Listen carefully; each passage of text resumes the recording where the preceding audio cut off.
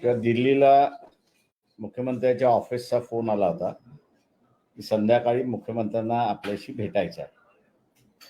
मी मुंबईला अनाशी येणार होतो म्हणून असारा होय म्हटलं, मी भेटायला येतो. 10:30ला मी असारा भेटायला गेलो. मध्यंतरी नॉयडाला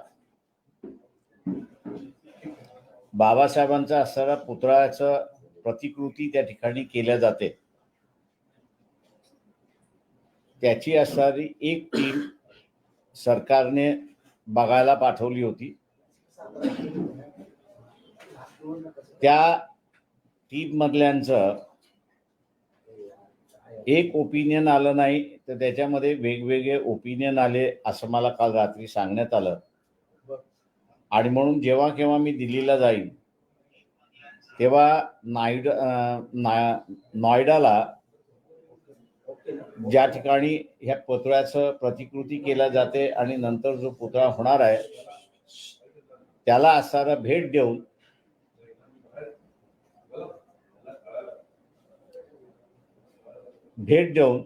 ती प्रतिकृती बरोबर आहे की नाही ते असणारं त्या ठिकाणी पाहावं. दुसरं जे आहे, जे मागच्या गव्हर्नमेंटनी स्वीकारलं नाही, महाराष्ट्र विकास म्हणजे आघाडी किंवा त्याच्या अगोदरचं काँग्रेसचं आणि राष्ट्रवादीचं सरकार जे होतं की तिथे एक इंटरनॅशनल सेंटर असलं पाहिजे इंटरॅक्शनसाठी, त्याच्या संदर्भातली असणारी 7 जणांची नावं मी त्या ठिकाणी सजेस्ट केली होती. त्यांच्या 3 बैठका झाल्या होत्या. त्या बैठकीमध्ये असणारं काही प्रारूप त्या ठिकाणी तयार करण्यात आलं होतं आणि ते प्रारूप मला जसं पाहिजे तसं आहे की नाही तो असणारा मसुदा त्या ठिकाणी होता. त्याच्यावरती चर्चा आमची असणारी झाली आणि नॉयडाच्या स्टुडिओला भेट देऊन ती प्रतिकृती पुतळ्याची जी निर्माण करतात आहे तिला पाहून योग्य आहे की नाही या संदर्भातला माझा असणारा निर्णय त्या ठिकाणी द्यायचा आहे. हा त्याच्यातला भाग आहे. चर्चा अधिकृतरित्याने हीच असणारी झाली. बऱ्याच गोष्टी चर्चेला गेल्या नाही असं नाही, पण पक्षाची आमची जी भूमिका आहे शिवसेनेबरोबर असणारा येणाऱ्या महाराष्ट्राच्या निवडणुका लढवायचं, त्याच्यामध्ये कुठलाही बदल झालेला नाही.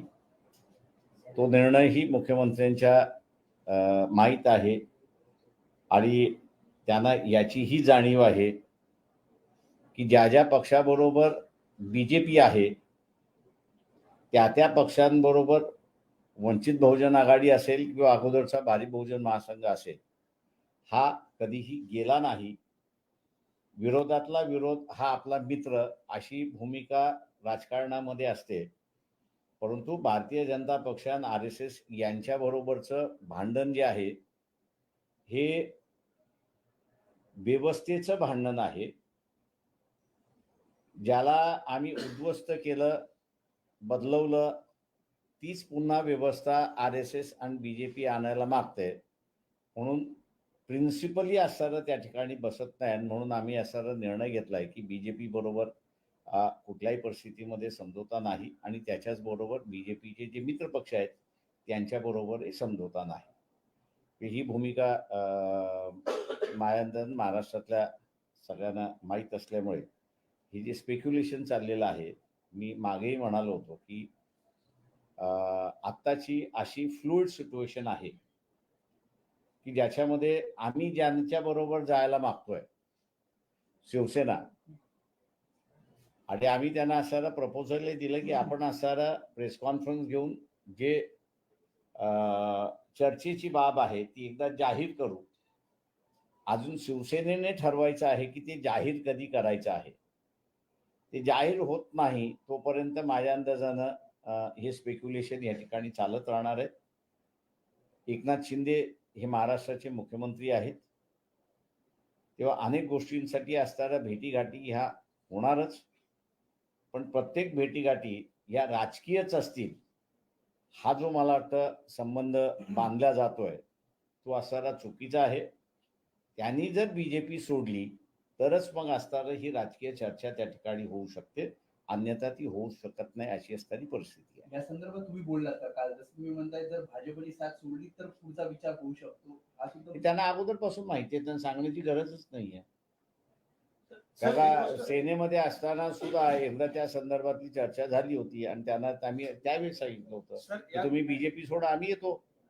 सर, यामध्ये एक गोष्ट पाहायला मिळते आणि त्यामध्ये संशयही व्यक्त केला जातो की गेल्या अनेक दिवसापासून तुम्ही उद्धव ठाकरेंशी चर्चा करत आहे. उद्धव ठाकरे यांच्याकडून तुम्हाला अजूनही प्रतिसाद मिळत नाही, त्यामुळे तुम्ही वंचित बहुजन आघाडी जी आहे ती आता एकनाथ शिंदे किंवा भाजप या गटासोबत चर्चेलाही वाव देऊ शकते. एक लक्षात घ्या की मी अगोदर आम्ही व्हेरी क्लिअर केलेलं आहे, 35 वर्ष ह्या राजकारणामध्ये आम्ही आहोत. काँग्रेसने आमचा असणारा खिमा केला, राष्ट्रवादीने खिमा केला, म्हणून आम्ही असणारा बीजेपी बरोबर गेलो नाही. त्यावेळेस गेलो असतो तर आम्ही असणारा बीजेपीच्या माध्यमातून राष्ट्रवादी आणि काँग्रेसचा खिमा आम्ही केला असता. त्याची माझी ताकद मला माहिती आहे, माझ्या पक्षाची ताकद मला माहिती आहे. त्याच्यामुळे ह्या ग्रिमिक्स करण्यामध्ये मी काही त्या ठिकाणी इंटरेस्ट घेत नाही. उद्धव ठाकरेंना असणारं आम्ही जसं म्हणालो की फायनल करायचं असेल तर ते त्यांच्या हातात आहे. आम्ही आजही म्हणतो की आम्ही सेनेबरोबर समझोता करण्यासाठी तयार आहोत.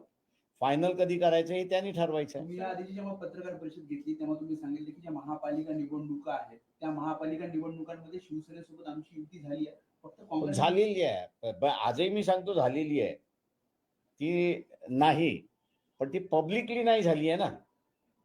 पब्लिक कमिटमेंट कुठे झालेलं आहे? आम्ही एकमेकाला कमिटमेंट दिलेलं आहे. म्हणजे शिवसेनेने वंचितला कमिटमेंट दिलं आणि वंचितने शिवसेनेला कमिटमेंट दिलं. ही 4 भिंतीच्या आतली कमिटमेंट आहे. पब्लिक कमिटमेंट कुठे झाली आहे? ते आम्ही असं ते उद्धव ठाकरेंनी ठरवायचं पब्लिक कमिटमेंट. 4 भिंतीतली कमिटमेंट पब्लिकली कधी करायची ती. सर, यामध्ये एक गोष्ट पाहायला मिळत आहे की स्पष्ट का करत नाहीये, काय कारण असावं? ते त्यांनी जे आम्हाला कळवलेलं आहे, त्यांना काँग्रेस आणि राष्ट्रवादी सुद्धा बरोबर घ्यायचं आहे आणि आपण एकत्र प्रेस कॉन्फरन्स घेऊ असंही त्यांनी कळवलेलं आहे. म्हणजे त्यांच्याकडून आम्हाला कळवलेलं नाही असं नाही, परंतु आम्ही त्यांना असणारं एक सांगतोय की, आणि अगोदरपासून सांगत आलो होतो की काँग्रेसला मी फार चांगला ओळखतो. माझ्या एवढा काँग्रेसला आणि शरद पवारांना ओळखणारा महाराष्ट्रातला दुसरा नेता नाही. तेव्हा हे तुम्हाला फसवतील. आणि काल नाना पटोलेने पुन्हा उच्चारलं की आम्ही असणारं वेगळे लढणार आहोत. त्याच्यामुळे आता शिवसेनेत थांबू नये हा मेसेज आम्ही असणारं पाठवलेला आहे.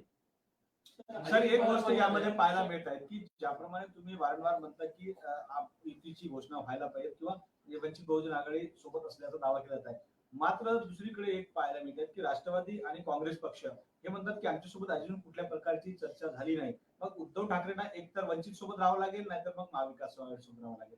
मी अनेक गोष्टी बोलत नाहीये, तेव्हा त्यांनी असणारं जे आहे ते लोकांशी खरं खरं बोलावं असं काँग्रेसवाल्यांनाही सांगतो मी आणि राष्ट्रवादीवाल्यांनाही सांगतो. मला असणारं हारण्यासारखं काही नाही आहे त्या सगळ्या ह्याच्यामध्ये.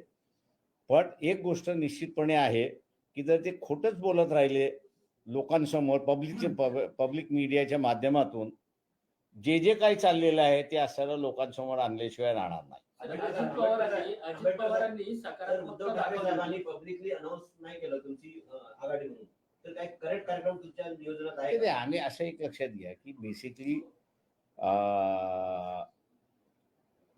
एक तर व्हेरी क्लिअर आहे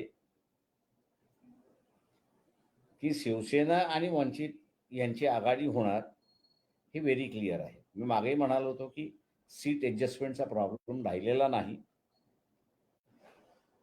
शिवसेना हे महाराष्ट्र काँग्रेस आणि राष्ट्रवादी बरोबर सरकारमध्ये असल्यामुळे त्यांना असं वाटतंय की हेही आपल्या बरोबर आले तर बीजेपी बरोबर लढायला सोपं जाईल अशी असणारी परिस्थिती आहे. आम्ही त्यांना असणारं कंपल्शन सांगतो की हे का तुमच्या बरोबर येणार नाही. इलेक्शन माझ्या अंदाजानं जोपर्यंत घोषित होत नाही तोपर्यंत उद्धव ठाकरे माझ्या दृष्टिकोनातून या दोघांना घेण्याचा ट्राय शेवटपर्यंत राहील. पण ज्या दिवशी नोटिफिकेशन निघालं त्या दिवशी माझ्या अंदाजानं मग त्यांना असणारा ऑप्शन राहत नाही. एक तर त्यांना आमच्या बरोबर हे जाहीर करण्याचा ऑप्शन राहत नाही असं मी त्या ठिकाणी मानतो. बाळासाहेब एक गोष्ट या ठिकाणी बाळासाहेब एक गोष्ट पाहायला मिळाली आहे की ज्याप्रमाणे तुम्ही चर्चेची गोष्ट म्हणता. एक मिनिट थांब ना. तुम्हाला फोन करून आणि तुम्हाला बोलवून उद्धव ठाकरेवरती दबाव आणतायत का? कारण की कुठेतरी दबावाचं राजकारण केलं जातंय का? कारण की सातत्यानं तुम्ही उद्धव ठाकरेंना भेटल्यानंतर शिंदे फोन करून तुम्हाला बोलवतात. मी यावेळी भेटलोच नाही आहे. गेले 15 दिवस झालं उद्धव ठाकरेंशी भेटलोच नाही आहे. मी तेच म्हणतोय की तुमचा प्रश्न असा होता की मी उद्धव ठाकरेंना भेटलो की शिंदे फोन करून मला बोलवतात. पण माझा गेले महिन्याभराचा प्रवास जर बघितला तर मी महाराष्ट्रामध्येच नाही आहे. त्याच्यामुळे भेटण्याचा असणारा प्रश्नच होत नाही उद्धव ठाकरेंना. जी काही आमची टीम आहे आणि सेनेची टीम आहे ती बोलत राहिलेली आहे त्या सगळ्या ह्याच्यामध्ये. सर तुमची जे पण मला एक जे कन्सर्न एकनाथ शिंदेच्या संदर्भातलं दिसलं आणि ते माझ्या अंदाजानं खानदानी असं मी त्या ठिकाणी मानतो. याचं कारण की एकनाथ शिंदे सुद्धा जुने शिवसैनिक आहेत. 80च्या 70च्या काळातले असणारे शिवसैनिक आहेत. त्याच्यामुळे पॅन्थर आणि शिवसेना यांचे जे काही रिलेशन्स होते ते त्यांना अधिक चांगल्या रीतीने माहिती आहे इतर शिवसेनेच्यापेक्षा असं मी त्या ठिकाणी मानतोय. किंवा त्यांनी माझ्याकडे असणारं जी कन्सर्न दाखवली आणि मी वारंवार त्याचा असणारे करतोय की त्यांनी असं म्हटलं प्रकाशराव हे सगळे लक्षात घेताना मी आता मुख्यमंत्री आहे. माझ्या मुख्यमंत्रीच्या कालावधीमध्ये ती जी प्रतिकृती होणार आहे ती मला कुठल्याही पद्धतीची कॉन्ट्रोवर्सी नको आहे. का ती जर कॉन्ट्रोवर्सी झाली तर मी आनंद दिघेंच्या बरोबरचा कार्यकर्ता आणि तिथून शिवसेनेत झालेला कार्यकर्ता. पॅन्थरचे आणि त्या काळचे आनंद दिघेंचे संबंध ते म्हटले तुम्हालाही माहिती आहे मलाही माहिती आहे नव्या पिढीला माहित नाही. ती कॉन्ट्रोवर्सी मला पुन्हा नको आहे आणि माझ्यावरती मला ब्लेम घ्यायचा नाही की माझ्या मुख्यमंत्रीच्या कालावधीमध्ये पुतळ्याचं व्यवस्थित देखरेख झाली नाही आणि त्या पुतळ्याच्या संदर्भात मला असणारं कॉन्ट्रोवर्सी नको आहे की त्यांनी मला राजगडावरती आले त्याच वेळेस त्यांनी सांगितलं आणि म्हणून ते म्हटले होते तुम्ही येणार नाहीत हे आम्हाला माहीत आहे परंतु मला याच्यामध्ये तुमच्याकडून 100% मदत पाहिजे. उद्धव ठाकरे सोबत आणि तुमची जी बैठक झाली आहे एक जगात एकनाथ शिंदेसोबत आपण भेट घेतली तर निर्णय घ्यायला त्यांना बाधित करताय का? प्रश्न असा आहे की मी मागही म्हणालो सीट ऍडजस्टमेंट आमच्या होऊन गेलेल्या आहेत. फक्त असणारा जाहीर करण्याचं शिल्लक राहिलेलं आहे. त्यांचा प्रयत्न चाललाय की काँग्रेस आणि एनसीपी यावं. आम्हाला सरळ सरळ दिसतंय की काँग्रेस येणार नाही एनसीपी येणार नाही. त्यांनी ते प्रयत्न करतील करू द्या ना. तुम्ही जे सीट ऍडजस्टमेंट केलं आहे त्या सीट ऍडजस्टमेंट मध्ये काँग्रेस आणि राष्ट्रवादीला जागा सोडल्या आहेत का की नाही? तर फक्त ते आता पब्लिकली आम्ही कमिट करणार नाही. मुंबई महानगरपालिका पुरताच तुमचा जो आय असणार आहे तुमची शिवसेना सोबतच्या युतीची जी घोषणा करण्याबाबत जे तुम्ही सातत्यानं म्हणताय यामध्ये राष्ट्रवादी किंवा काँग्रेस या दोन्हीपैकी कुठला पक्ष खोडा घालण्याचा प्रयत्न करतोय का? ऐन वेळेला तुमचा डाव फिसकटावा असे काही प्रयत्न आहेत? आता काँग्रेस आणि शिवसेनाही होत नाहीये युती ही व्हेरी क्लिअर झाली कालच्या ह्याच्यावरनं. राष्ट्रवादीमध्ये जे काही चाललेलं आहे त्याच्यामध्ये शिवसेना आणि राष्ट्रवादीने त्याच्यामध्ये बघायचं आहे. मुंबई कॉर्पोरेशन मध्ये म्हटल्यानंतर 7 जागा त्यांच्या आहेत. 7 जागा ऍडजस्टमेंट करायला हरकत नाहीये. आमच्याकडून व्हेरी क्लिअर गेलेलं आहे. दुसरं जे आहे 10 अपक्ष आमदार 10 अपक्ष नगरसेवक मागच्या शिवसेनेच्या महापौराच्या निवडणुकीमध्ये आणि सभागृहामध्ये मदत करत होते. त्यांनाही आपल्याला ऍडजस्टमेंट करायला हरकत नाहीये. त्याच्यामुळे आमची क्लॅरिटी बऱ्याच गोष्टींवरती झालेली आहे. तिथे कुठेही असणारा मिसअंडरस्टँडिंग नाही. अजित पवार म्हणतात की वंचित जर येत असेल तर आमचा काही विरोध नाहीये. फक्त सगळ्यांनी मिळून एकत्र येऊन जे मित्र पक्ष असतील त्यानंतर सीट्सची जे काही विभागणी असेल ती होईल. ते मुंबई महानगरपालिकेच्या निवडणुकीचा आपण असा विचार केला तर राष्ट्रवादीच्या मी जसं म्हटलं 7 जागा आहेत, त्या 7 जागा कोणी मान्य करते, त्याला कोणी मान्य करत नाहीये. पण सर शरद पवारांनी पश्चिम महाराष्ट्रामध्ये पण सार्वजनिक कार्यक्रमामध्ये तोच मुद्दा मांडलाय की ते सकारात्मक आहे वंचित बहुजन आघाडीसाठी. मी तरी अजून वाचलेलं नाहीये. पण काँग्रेस पक्ष वारंवार तुम्ही वाचलं असेल तर कृपा करून मला असं ते फॉरवर्ड केलं तर अधिक चांगलं होईल. काँग्रेस पक्ष बाळासाहेब, तुम्ही स्वतः पुढाकार घेऊन राष्ट्रवादी किंवा काँग्रेसच्या नेत्यांसोबत या एकत्रित युतीबाबतची चर्चा करण्यासाठी पाऊल टाकणार. माझं जे काही अंडरस्टँडिंग आहे या सगळ्या ह्याच्यामध्ये, ज्या पक्षाने असणारं 2024 सोडून दिलेलं आहे आणि 2029 धरून चाललेलं आहे, त्यांच्या पाठीमागे लागण्यात काही अर्थ नाही. आणि म्हणून मी मागेही म्हणालो होतो की हा जो पिरियड आहे हा गोल्डन पिरियड आहे. आणि ह्या गोल्डन पिरियडमध्ये जर आपण योग्य भूमिका घेतल्या तर मुंबई महानगरपालिका ही पुन्हा निवडून येऊ शकते. त्याच्यामध्ये म्हणजे मला कुठल्याही पद्धतीची असं अडचण आहे असं मला वाटत नाही. पण समजा झालं नाही, जाहीरपणे उद्धव ठाकरेंनी ते महाविकास आघाडी सोबतच गेले तर तुमचा प्लॅन बी त्यासाठी काही तयार असणार आहे की मी मागे म्हणालो होतो की आम्ही मागे म्हणालो होतो की 88 जागेवरची आमची तयारी झालेलीच आहे. सर, काँग्रेस पक्ष वारंवार म्हणतो की बाळासाहेब आंबेडकर जरी वंचित बहुजन आघाडी जरी म्हणत असेल की आम्ही शिवसेनेसोबत युती करताय तयारी आहे, मात्र आमच्यासोबत कुठल्या प्रकारची बोलणी झाली नाही, आमच्याकडे प्रस्तावच नाही, तर मग महाविकास आघाडीमध्ये यांना घेण्याचा प्रश्न असा आहे, लोकसभा आणि विधानसभेमध्ये आम्ही त्यांना प्रस्ताव दिला, त्यांनी मान्य केला नाही. तेव्हा त्यांना त्यांच्याबरोबर आता शिवसेना बोलते, त्यांनी शिवसेनेला हे करावं. बाळासाहेब, योगेंद्र कवाडे म्हणतात की तुमची शिवसेनेसोबत जरी युती झाली तरी महानगरपालिकेच्या निवडणुकीमध्ये फार काही त्याचा परिणाम होणार नाही. No comments. आठवलेंनी सुद्धा नाराजी व्यक्त केली की त्यांना करू द्या नाराजी. कवाडेंना घेतलं. अशा नाराजी व्यक्त करणारे बरेच जण पण असतील. सर, एक गोष्ट पाहायला मिळाली की वंचित बहुजन आघाडी एकीकडे उद्धव ठाकरे बाजूला जाताना पाहायला मिळत आहे, त्यांच्याकडे भाजपकडे आरपीआय म्हणजे आठवले गट असतानाही त्यांनी जोगेंद्र कवाडे सोबत युती केली. म्हणजेच आठवले गटांना आता कुठे ना कुठे बाहेर काढण्याचा प्रयत्न या माध्यमातून असं वाटतं. माहिती आता तो तुम्ही त्या दोघांना विचारत, त्यांचं राजकारण मी ठरवत नाही ना. बाळासाहेब, हिंदी में सिर्फ जानना चाहेंगे, कल शाम को आपकी बैठक हुई मुख्यमंत्री एकनाथ शिंदे के साथ, कई सारे तर्क वितर्क लगाए जा रहे हैं महाराष्ट्र की राजनीति के समीकरण को लेकर। देखिए, पार्टी की भूमिका जो है, जो यहाँ इसी ऑफिस से हम जो अध्यक्ष क्या है रेखादाई ठाकुर, उसने क्या अनाउंस की थी कि हम शिवसेना के साथ में समझौता करने के लिए तैयार है, उसमें कोई बदलाव नहीं। रही बात एकनाथ शिंदे की मिलने की बात जो है, मैं एक मान के चलता हूं कि मेरे 2 रोल है।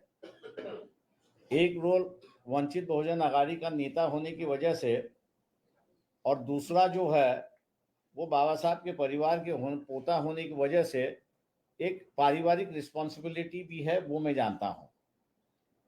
एकनाथ शिंदे जब पहले घर पे आए और वहां भी गुफ्तगू हुई, तो उस गुफ्तगू में उन्होंने यही कहा था कि भैया जो पुतला बनाया जा रहा है, उसकी जो एक मॉडल बनाया जा रहा है, उस मॉडल को आप जब तक अप्रूव नहीं करेंगे तब तक मैं आगे नहीं जाऊंगा।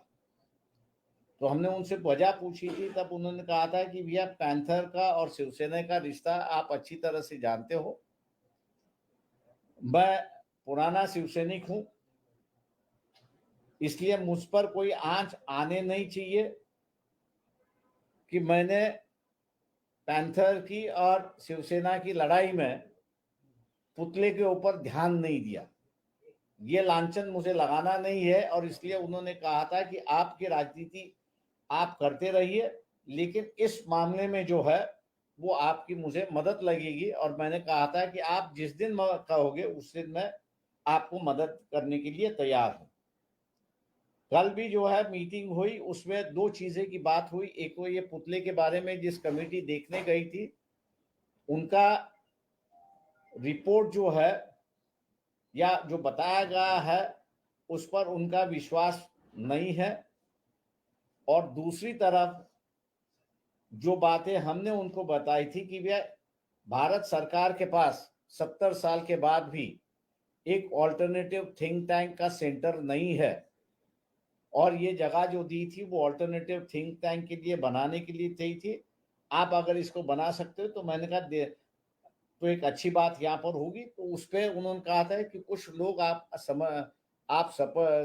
सजेस्ट कर लीजिए कि जो इसको आगे ले जा सके। एक 7 जनों का पैनल बना के हम लोग ने दिया था, उनकी 3-4 मीटिंगें हुई, उनका एक प्रारूप आया था, उस प्रारूप पर वो चर्चा करना चाह रहे थे, और कल की मीटिंग जो है इन 2 मुद्दों पर वहां पर हुई।